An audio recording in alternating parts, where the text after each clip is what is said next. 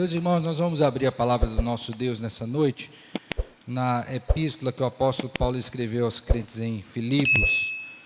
Hoje nós vamos ler o capítulo 1, versos de número 3 a 11. Nesta porção que nós vamos meditar, nós vamos ver a expressão de amor que o apóstolo Paulo tinha por esses crentes, na medida em que ele não somente agradece a Deus, como também intercede por esses crentes. Então, ações de graças e intercessão em favor dos filipenses como uma prova de amor do apóstolo por estes irmãos. Então, nós vamos ler esse texto e meditarmos sobre este tema nesta noite. Como o amor do apóstolo Paulo foi evidenciado por esses irmãos, na medida em que ele não somente é grato a Deus por eles, mas também intercede por esses irmãos. Antes de lermos esta porção, Filipenses 1, de 3 a 11, nós vamos orar ao nosso Deus, pedindo a iluminação do seu Santo Espírito. Ó Deus bendito, tomaremos nesta noite mais uma vez a Tua Palavra, e nós pedimos ao Senhor que nos ajude, para que por meio do Teu Santo Espírito sejamos iluminados e compreendamos as verdades aqui postas. Que possamos ver, ó Deus, as maravilhas da Tua lei. Desejamos também, Senhor Deus, sermos contemplados na medida em que formos transformados pelo Senhor, nos acomodando assim a esta letra, a esta palavra, a Tua vontade aqui expressa. Dá-nos graça para isto, ó Deus, e me ajude, como servo, como mordomo do Senhor, a explicar com fidelidade esta palavra e aplicá-la à vida de cada um de nós. Assim oramos em Cristo com gratidão e perdão dos nossos pecados. Amém. Amém. Diz assim a palavra do Senhor: dou graças ao meu Deus por tudo o que recordo de vós, fazendo sempre com alegria súplicas por todos vós em todas as minhas orações, pela vossa cooperação no Evangelho, desde o primeiro dia até agora. Estou plenamente certo de que aquele que começou boa obra em vós, há de completá-la até o dia de Cristo Jesus. Aliás, é justo que eu assim pense de todos vós, porque vos trago no coração, seja nas minhas algemas, seja na defesa e confirmação do Evangelho, pois todos sois coparticipantes da graça comigo. Pois minha testemunha é Deus, da saudade que tenho de todos vós na terna misericórdia de Cristo Jesus. E também faço esta oração, que o vosso amor aumente mais e mais em pleno conhecimento e toda a percepção, para aprovardes as coisas excelentes e serdes sinceros e inculpáveis para o dia de Cristo, cheios do fruto de justiça, o qual é mediante Jesus Cristo, para a glória e louvor de Deus. Amém. Meus irmãos, nesse ponto da carta em que estamos, no primeiro capítulo, o apóstolo Paulo já está deixando algumas coisas muito claras aqui, com relação à abordagem que ele fará a estes seus leitores, seus irmãos em Cristo, pessoas que foram, na sua grande maioria, evangelizadas pelo apóstolo Paulo, que foi o fundador daquela igreja. Precisamos considerar também, ao lermos esta epístola, que o apóstolo Paulo, quando vai abordá-los, ele vai dizer, afirmar, que ele o faz, logicamente sabendo que é apóstolo, mas se enquadrando como servo de Cristo Jesus. Esta é exatamente a expressão que ele usa no verso 1 do capítulo 1. Paulo e Timóteo, servos de Cristo Jesus. Também ele tem em autoestima o fato de que aqueles irmãos ali em Filipos, eles são crentes, por isso que ele se refere a ele como os santos. E aí ele diz, olha, são os santos de modo geral, e também refere-se aos oficiais, bispos e diáconos que há entre vós. Então veja, é um homem que, mesmo sendo apóstolo, se vê como servo, é um homem que olha para a igreja como o grupo dos santos de Deus, aqueles que foram eleitos pelo Senhor, e é também um homem que deseja o melhor para aquela igreja, na medida em que na saudação você percebe também ele já dizendo no verso 2, Graça e paz a vós outros da parte de Deus, nosso Pai. Então ele espera que aquela igreja seja alvo da graça e, consequentemente, da paz que vem do Senhor por meio da reconciliação que eles experimentariam com Deus na mediação do Senhor Jesus Cristo.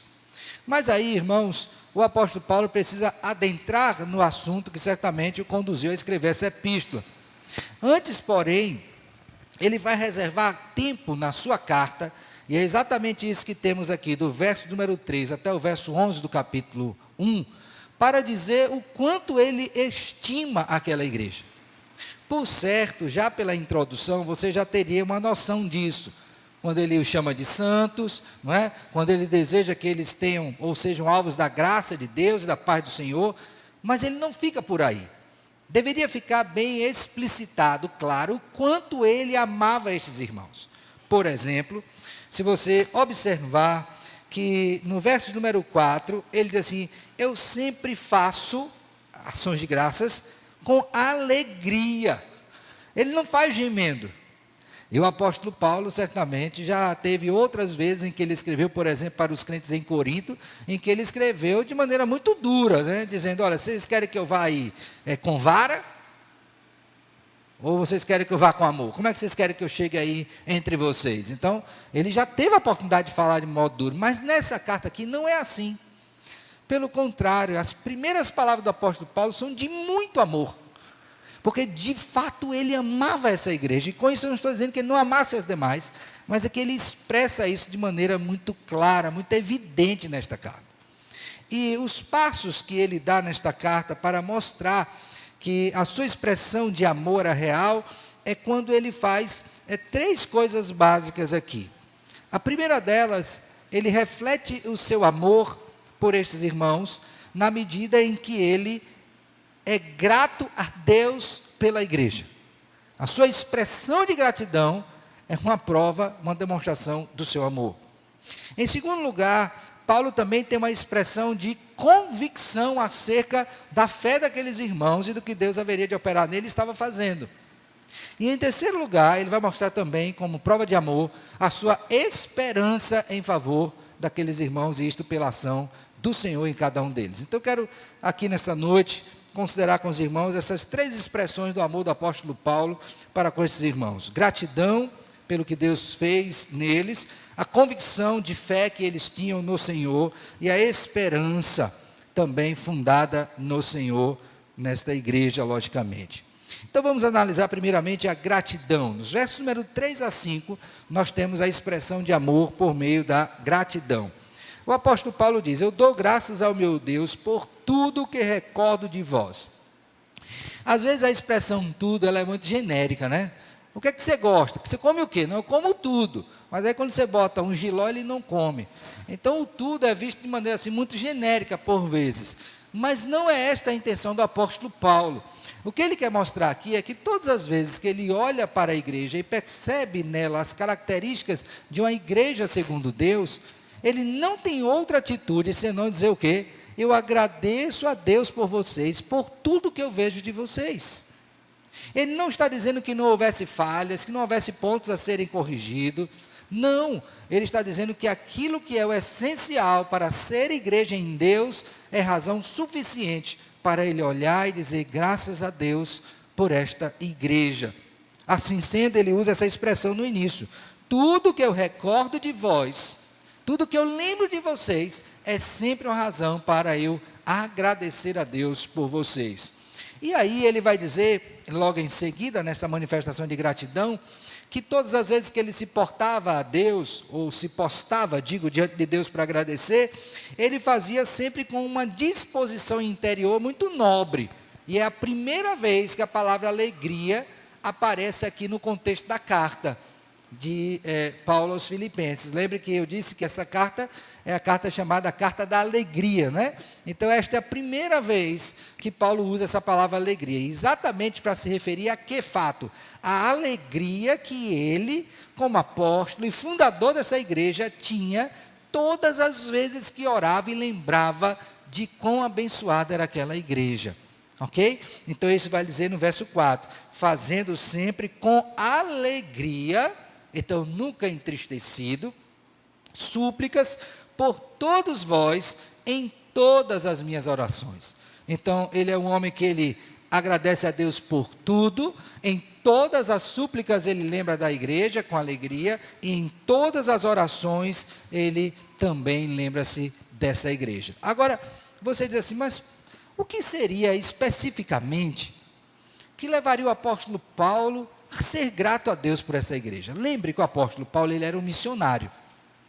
E missionário, irmãos, em todo o tempo, ele sempre viveu daquilo que a igreja provê.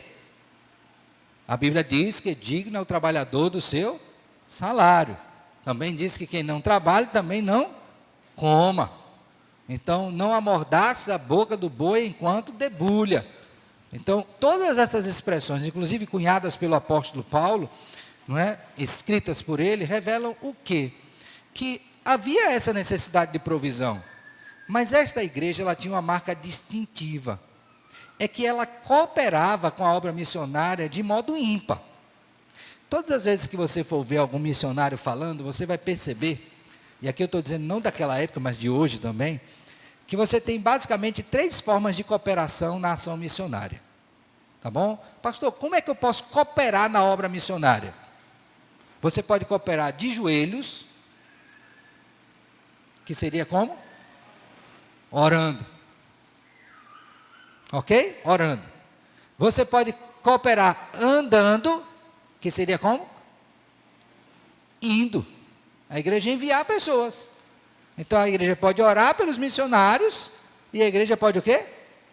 Enviar pessoas. Atos capítulo 13 é um exemplo disso. A igreja lá envia missionários, Paulo e Barnabé. E você pode cooperar com a igreja o quê? Investindo. Do ponto de vista financeiro, que é a manutenção dos obreiros. Esta igreja, ela fez as 3 coisas. Ela orava pelo apóstolo. Ela enviou Epafrodito para acudir o apóstolo numa ação missionária. E ela também cooperava com recursos para o apóstolo Paulo. Por isso, irmãos, que esta expressão utilizada por ele no verso 5, quando ele diz assim, eu sou grato a Deus pela vossa cooperação no Evangelho, desde o primeiro dia até agora, é porque Paulo sabia que aquela igreja era uma igreja engajada no reino de Deus.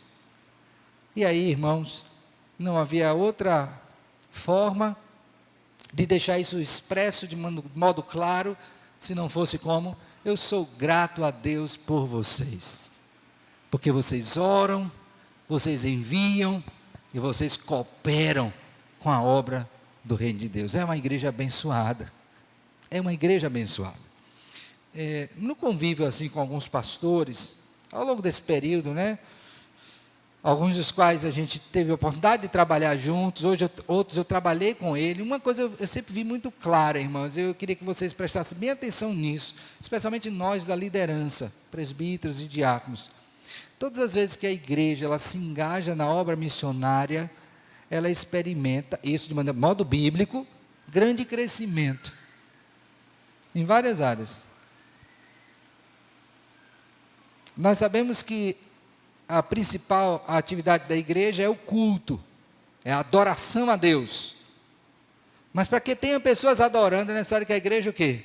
Vá até essas pessoas, em nome do Senhor, para então apresentar o Evangelho, elas serem alcançadas e elas venham fazer aquilo que nós fazemos hoje, que é o quê? Adorar a Deus. Como ouvirão, se não há quê? Quem pregue? E como pregarão se não forem o quê? Enviados. Então a igreja precisa ser esta peça na mão do Senhor para a cooperação missionária. E nós experimentaremos grande crescimento, irmãos, se isto fizermos. Então Paulo olha para essa igreja, a primeira coisa de amor que ele tem por ela é de que eu sou grato a Deus por vocês. Porque eu olho para vocês e eu vejo vocês como verdadeiros cooperadores do Evangelho. Vocês oram, vocês enviam pessoas e vocês contribuem para o crescimento da obra. Por isso que ele fazia sempre com alegria. Sempre com alegria. A segunda demonstração, irmãos, que esta epístola mostra do amor do apóstolo Paulo por esses irmãos, era a convicção que ele tinha acerca da condição espiritual destes irmãos. Veja comigo agora, por favor, os versos números 6 a 8. Então, primeira expressão, gratidão. Segunda, convicção de salvação de Deus na vida daqueles crentes. Ele diz assim, olha, estou plenamente certo de que aquele que começou boa obra em vós há de completá-la até o dia de Cristo Jesus. Aqui é uma convicção, tá? Então, aqui digamos que é o verso principal aqui. Qual é o verso principal? A convicção do apóstolo Paulo. Qual é a convicção que ele tem? Que o Deus que iniciou a obra é o mesmo Deus que vai o quê? Concluir a obra. Prazo de início, ou data de início, né? O dia que você nasceu de novo. Prazo de conclusão, a volta de Cristo. Então, desse dia até aquele, Deus vai continuar trabalhando em vocês. E Paulo tinha isso convicto no seu coração. Eu estou plenamente certo de que aquele que começou boa obra em vós. Qual é a boa obra? A obra da salvação. A obra da salvação. Ele vai completá-la até o dia. A palavra dia aí na sua Bíblia está em letra maiúscula ou minúscula? Maiúscula. Então, que dia é esse? É a segunda vinda. Então, até a segunda vinda, ele vai completar essa obra. Então, quanto tempo eu tenho para ser santificado? Até a vinda de Cristo. Deus vai trabalhar em mim nesse sentido. Então, Paulo está convicto disso na vida daqueles crentes. Aí eles olham o 7 agora. Aliás, é justo que eu assim pense de todos vós. Então, não só de uma parte da igreja, mas de todos. Porque vos trago no coração, seja nas minhas algemas, seja na defesa e confirmação do Evangelho, pois todos sois participantes da o quê? Da graça comigo. O que ele está dizendo é, irmãos, você sabe por que eu posso pensar isso de vocês? Primeiro, porque eu sei que Deus é fiel e vai cumprir o que ele diz. Segundo, porque eu tenho convicção que vocês são participantes da graça de Deus comigo. Qual graça? A graça salvadora. A graça que os redimiu.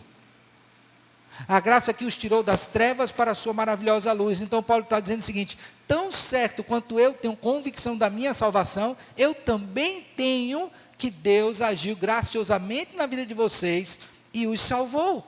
Por isso que ele diz, vocês também são participantes da graça comigo. Eles não somente são participantes na obra, mas também são participantes do quê?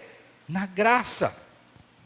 E aí, o verso 8, ele encerra dizendo, pois minha testemunha é Deus, da saudade que tenho de todos vós, na terna misericórdia de quem?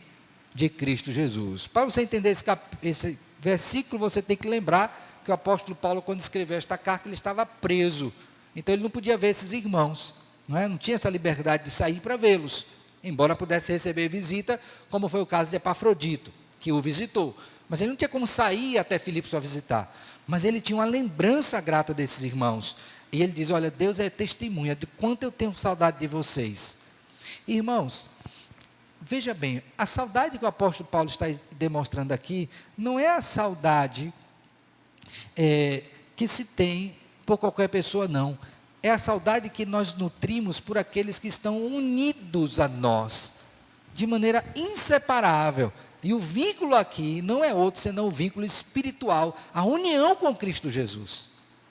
É como se Paulo estivesse dizendo, eu tenho saudade dos meus irmãos, eu tenho saudade da igreja, eu lembro de vocês, eu tenho saudade, porque vocês são os meus irmãos, vocês são a minha família no Senhor Jesus Cristo.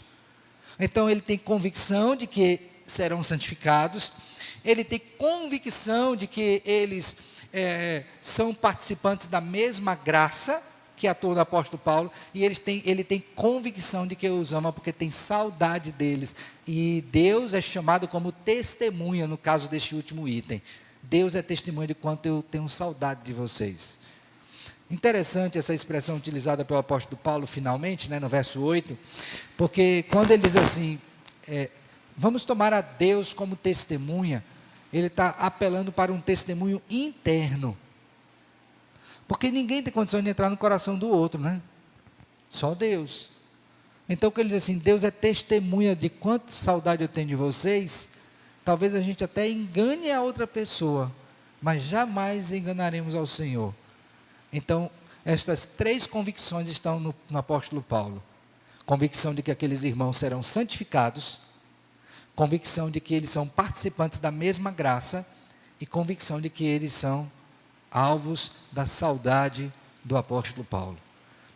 Então, nós já temos aqui 2 coisas, né? A gratidão e a convicção. A terceira coisa que o texto nos apresenta, irmãos, está aí agora nos versos número 9 a 11, que é a esperança. Tudo isto é o quê? Prova do amor do apóstolo Paulo por esses irmãos. Gratidão, convicção e esperança. Vamos ver então o verso de número 9. Diz assim: e também faço esta oração. Ele já tinha feito uma, agora outra. Qual é a oração?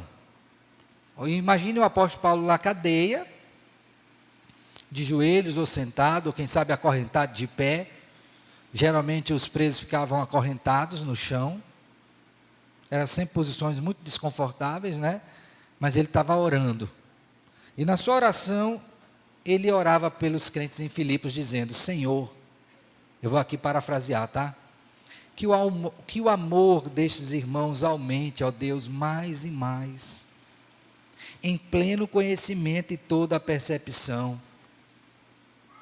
Senhor, que este amor aumente para eles aprovarem as coisas excelentes e serem sinceros e inculpáveis no dia de Cristo Jesus, Senhor.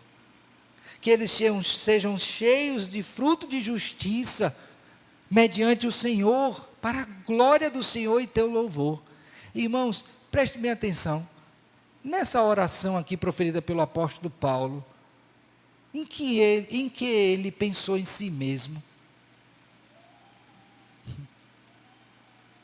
Onde é que está aqui a medida desta oração, que ele pensou em si mesmo?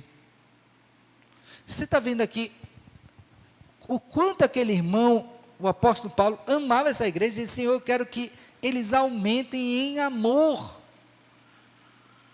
E esse amor fundamentado no conhecimento do Senhor, logicamente esse conhecimento com base na revelação de Deus, a Escritura, amor que deveria aumentar e levá-los também a ter uma percepção diferente.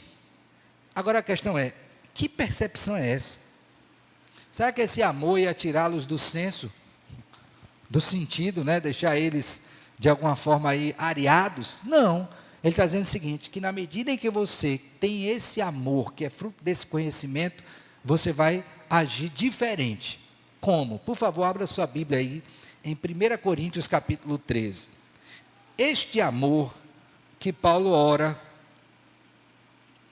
em função dos crentes em Filipos, é o mesmo que ele descreve no capítulo 13 de 1 Coríntios. Se esse amor neles crescessem, eles seriam assim.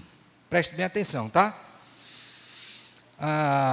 Eu vou ler a partir do verso 4 até o verso 7. Então, lembra? Aumentar o amor em conhecimento e percepção. Se isso acontecesse, em qual nível eles chegariam? A este aqui, que é o dom perfeito. O amor é paciente, é benigno.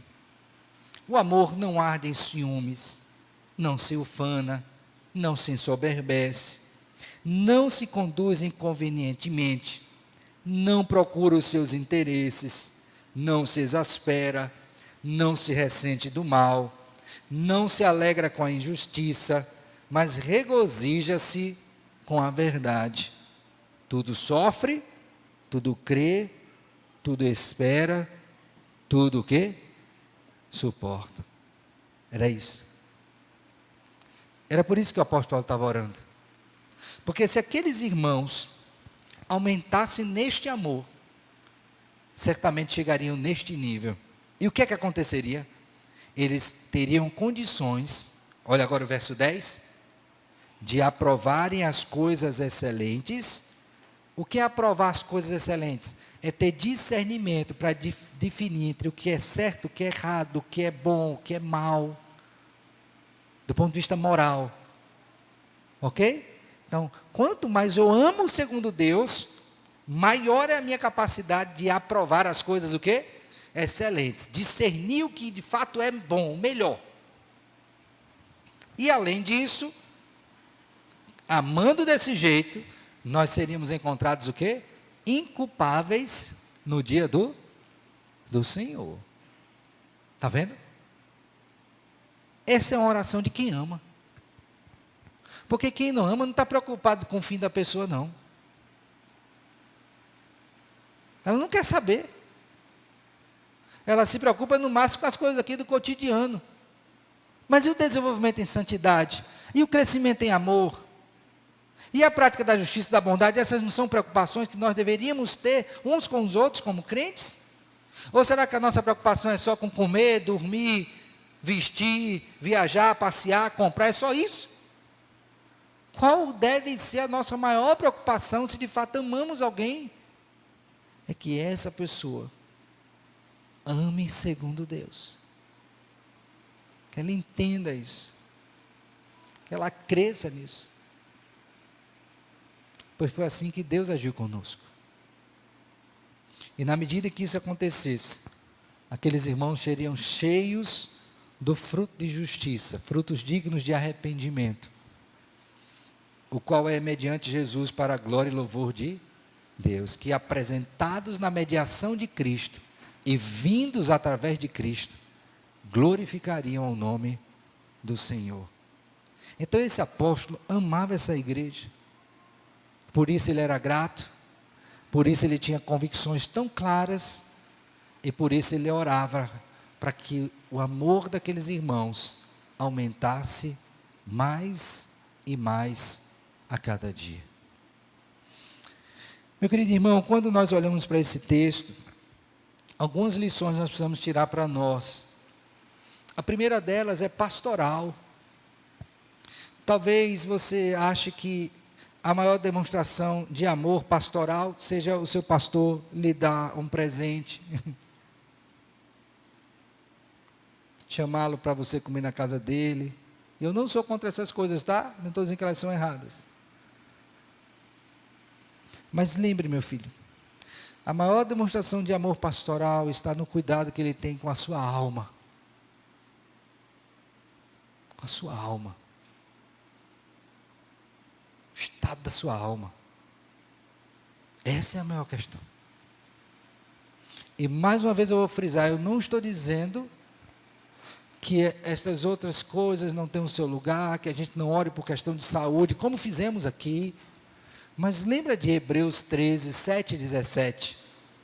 Que nome os pastores recebem ali? Guias das almas.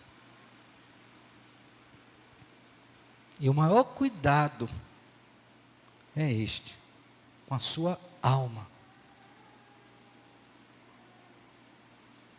Então, pense sobre isso.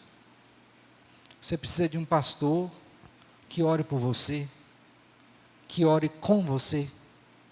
Você precisa de um pastor que ensine a palavra de Deus para você com fidelidade, que lhe corrija quando for necessário, que lhe diga o caminho certo, é para aqui, é para ali, segundo a palavra de Deus, porque esse é o verdadeiro trabalho pastoral, meu irmão. Para as demais necessidades, Deus em sua sabedoria dispôs na igreja os diáconos, que vão agir com o trabalho de misericórdia.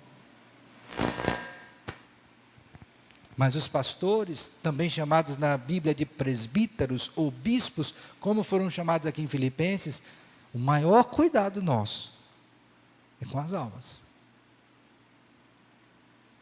Lembre disso. Quando você lê esta carta aqui, o apóstolo já começa demonstrando isso, aí você percebe, meu Deus, é esse cuidado que eu espero do meu pastor. E aí você precisa orar por mim, pelos presbíteros da sua igreja, para que entendamos isto e façamos isso. A despeito de termos na nossa igreja a estrutura, de presbítero regente, presbítero docente, mas todos são presbíteros, irmãos. Todos temos responsabilidade diante do Senhor, à luz da Escritura, e precisamos atentar para isso. Então, ore por nós, para que nós possamos, em fidelidade ao Senhor, cuidar das almas de vocês. A segunda coisa que eu gostaria que você também considerasse ao ver esse texto, irmãos, é que demonstrações de amor, elas precisam ser dadas não somente com intenções, mas com palavras. Já viu aquela relação do casal, né, que diz, você me ama, e disse, eu te amo, mas você não fala, mas você não está vendo. Já viu essa discussão? Eu tenho que demonstrar amor, eu tenho que falar, tem que fazer as duas coisas, meu filho. Paulo não só falava, como ele demonstrava. Teoria e prática, palavra e atos. Como foi que Deus amou o mundo? Foi dizendo que amava ou foi indo para a cruz? Demonstrou, não demonstrou? O amor dele demonstrado na cruz, sua morte. Então, Paulo falava de amor, ele pagava esta atribuição de amar, orando. Porque na prisão ele podia fazer muitas coisas, né? Até pensar na hora da morte. Mas ele disse que na prisão ele estava orando incessantemente, com alegria. Então, vamos parar com essa história de dizer que eu amo sem palavras ou amo só com palavras. Ama com as duas coisas. Você tem que falar e tem que fazer. As duas coisas. Não é só fazer, não é só falar. Falar e fazer. As duas coisas. Essa é a expressão bíblica de amor. Porque foi a que Deus nos deu. Então, quando Paulo disse que ama esses irmãos, ele não só falou não, ele orava. Epafrodito foi lá e viu. Ele esteve entre aqueles irmãos. Eles viram. A coisa foi materializada. Então, amor e prática. Amor e obras. Palavras e ações devem marcar o verdadeiro amor. Não esqueça disso. A terceira e última coisa que eu queria destacar aqui, irmãos, nós precisamos amadurecer como igreja. Amadurecer na gratidão, nós precisamos amadurecer nas nossas convicções, nós precisamos amadurecer no amor. Quando Paulo ora por essa igreja e vê e demonstra este amor por meio de gratidão, expressão de convicção e também de esperança de que o amor deles aumentasse, é porque são áreas que realmente nós precisamos melhorar. Então, eu rogo a Deus que a gente seja mais grato em tudo, por tudo. Que ao lembrar da nossa igreja, a gente seja grato. Lembre disso, irmãos. Toda igreja tem problema, maior ou menor, toda igreja tem problema, porque tem crente, tem pecador remido, toda igreja tem problema, todas, sem exceção, todas, sem exceção. A igreja perfeita não é aqui, já disseram uma vez, que se você encontrar uma igreja perfeita aqui, você não entra, porque na hora que você entrar, ela fica imperfeita. Outros já disseram, né, que se você encontrar uma igreja perfeita aqui, para ver que talvez você já tenha morrido, tenha chegado no céu e não soube ainda. Porque só na glória, não tem como, não tem igreja perfeita aqui. Mas irmão, será que nós não temos nada para agradecer? Se você fez a opção para estar aqui, é porque aqui tem alguma coisa boa que você não viu em outro lugar. Deus lhe trouxe para cá. Então agradeça pelo que tem. E eu tenho certeza que na medida em que a gente desenvolver esta disposição para agradecer, irmão, o nosso crivo crítico diminuirá. Exponencialmente. Lembra disso. Então a gente precisa amadurecer na gratidão. A gente precisa também amadurecer nas nossas convicções. Olha o apóstolo Paulo dizendo, eu tenho plena certeza de que Deus vai conduzir vocês em santidade. Irmão, eu preciso olhar para você e crer nisso. Porque se eu não crer que Deus vai lhe amadurecer, quem o fará? Se eu não crer que Deus começou boa obra e vai terminar, porque Ele é Deus, quem o fará?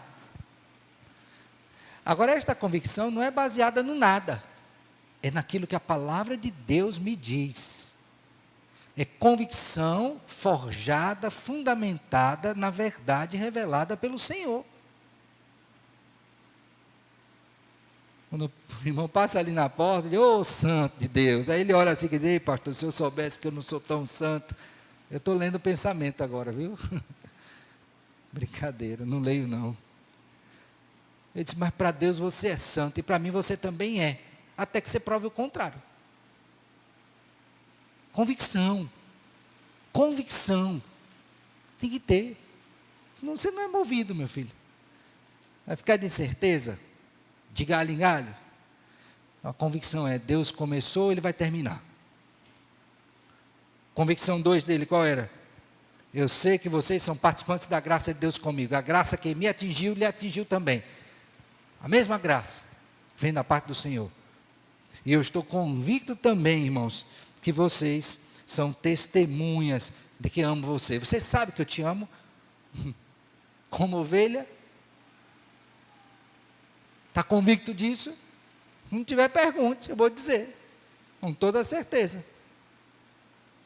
Então são convicções que devem estar no nosso coração. Então precisa amadurecer nisso, para poder me relacionar melhor. Para cumprir a obra de Deus melhor. Chama Deus como testemunha. E Ele avaliará se de fato nós amamos ou não o outro. E por fim, nós precisamos amadurecer em amor. A gente fala tanto de amor, canta, lê, decora o texto, mas a gente continua sendo impaciente. O amor é paciente. E a gente tem uma impaciência, por isso que eu acho que ele diz assim, eu quero que aumente o amor, porque pastor, ore por mim que eu preciso ter mais paciência.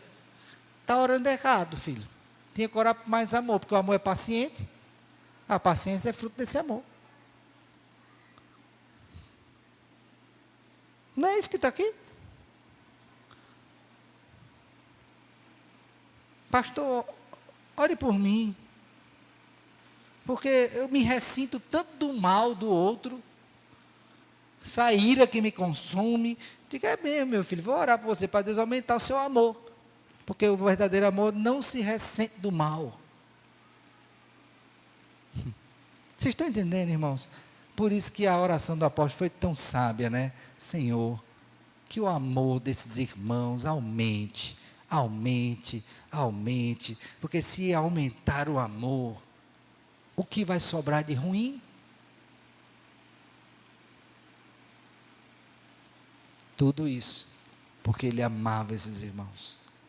E como amor a vocês, meus queridos, eu rogo a Deus que Ele nos amadureça, a todos nós, começar em mim. E a gente possa amadurecer na gratidão, possa amadurecer nas nossas convicções, e também amadurecermos no amor para com Deus e uns para com os outros. Que Ele, pois, nos abençoe e nos guarde. Amém.